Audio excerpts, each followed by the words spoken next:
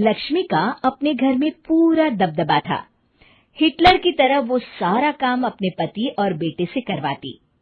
धीरे धीरे उसके पति की तबीयत खराब रहने लगी। सुनो जी, अब आप बुजुर्ग हो गए हो, काम में भी अब हाथ आपके फुर्ती से नहीं चलते। अरे भाग्यवान, भगवान से डर, तुझसे मैंने शादी अपने इकलौते बेटे के अच्छे पालन पोषण के लिए की थी, लेकिन तूने तो उसका बेड़ा गर्क कर दिया। मैंने क्या किया? पढ़ाया लिखाया, अब नौकरी नहीं लग रही तो मैं कैसे जिम्मेदार हो गई? अब घर में बैठकर रोटी तोड़ रहा था तो मैंने कहा काम ही कर ले। एक तो भला करो और ऊपर से बातें सुनो।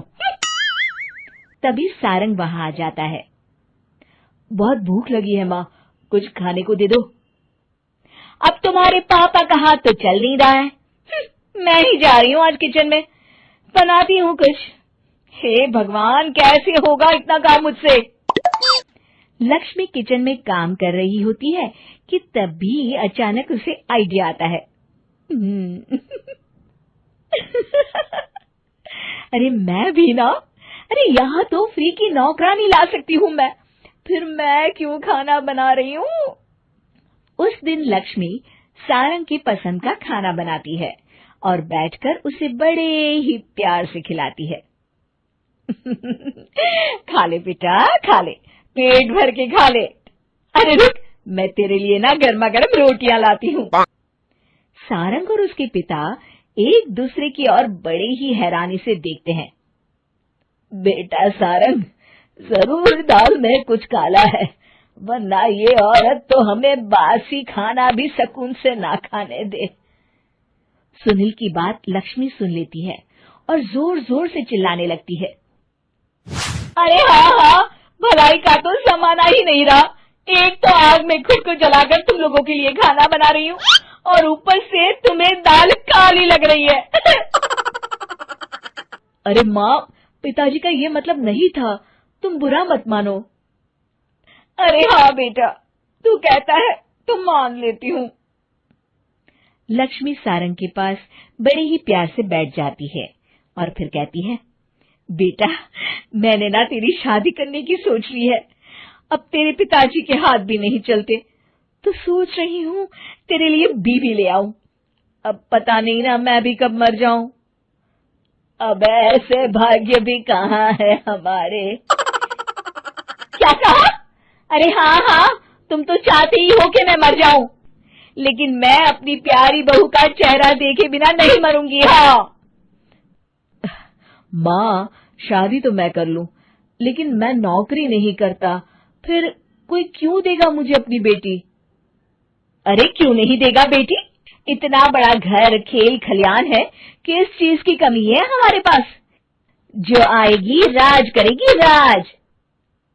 हम तो ना कर पाए राज, ये बोलो कि एक और नौकर तुम्हारे पास आ जाएगा। मैं कहती हूँ चुप हो जाओ।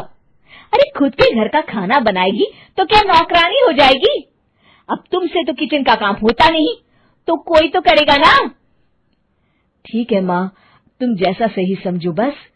अब मेरी एक शर्त है, लड़की जो भी हो वो दिखने में कैसी भी हो या कहीं की भी हो, बस पढ़ी लिखी होनी चाहिए।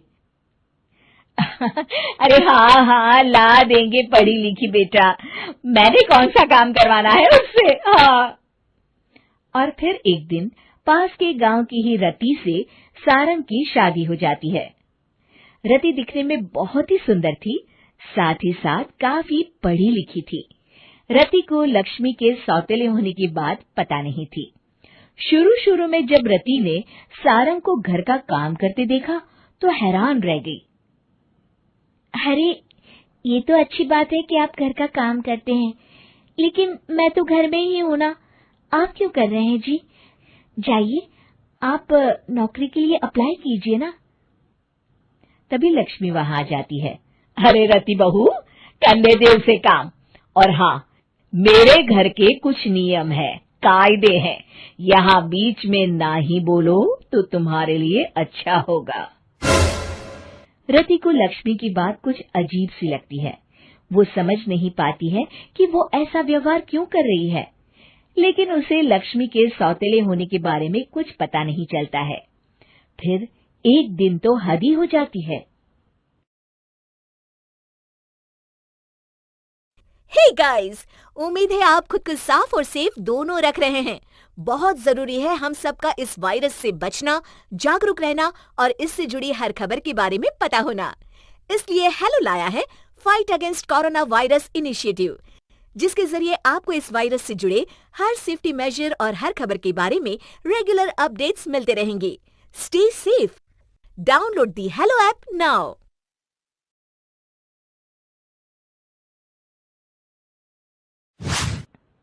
लक्ष्मी का अपने घर में पूरा दबदबा था। हिटलर की तरह वो सारा काम अपने पति और बेटे से करवाती। धीरे धीरे उसके पति की तबीयत खराब रहने लगी। सुनो जी, अब आप बुजुर्ग हो गए हो, काम में भी अब हाथ आपके फुर्ती से नहीं चलते।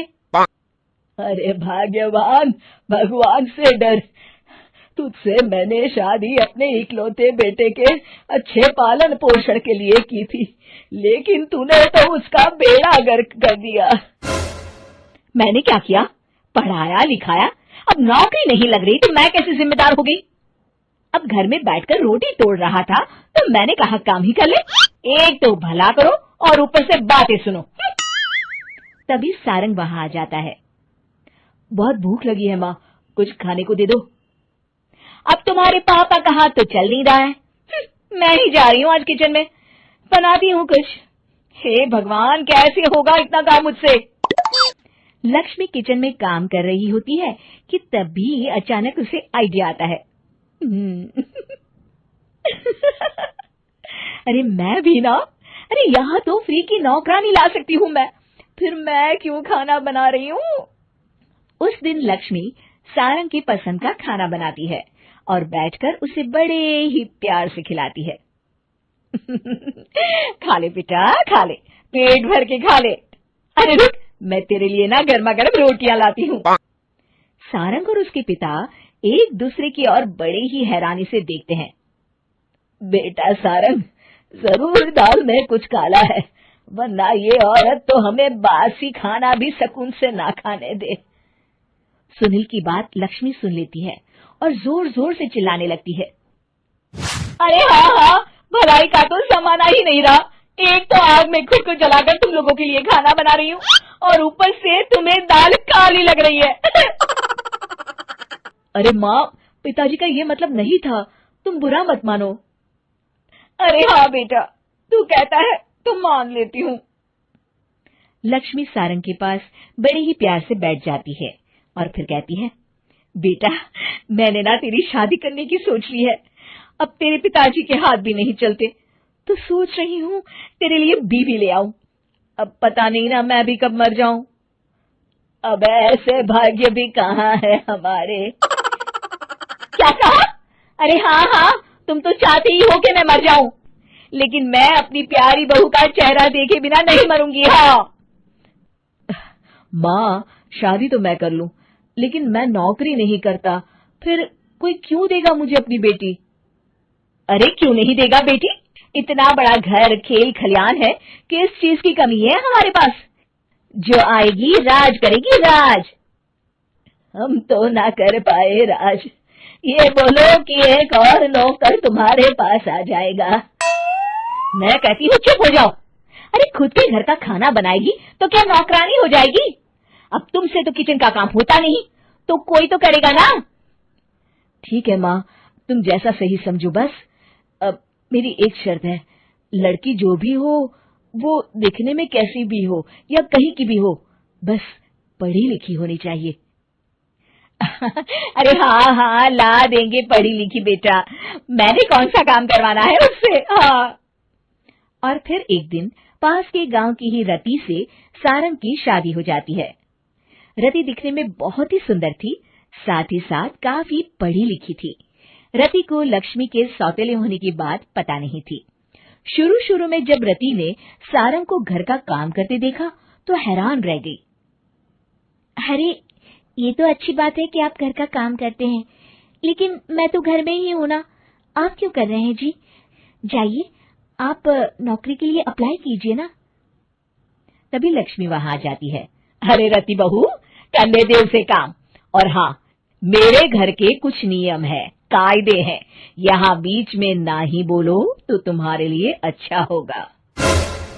रति को लक्ष्मी की बात कुछ अजीब सी लगती है। वो समझ नहीं पाती है कि वो ऐसा व्यवहार क्यों कर रही है, लेकिन उसे लक्ष्मी के सौतेले होने के बारे में कुछ पता नहीं चलता है।